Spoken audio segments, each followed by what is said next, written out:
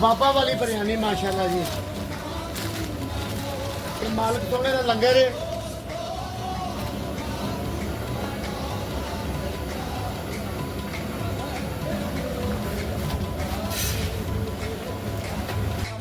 माशाल्लाह जी क्या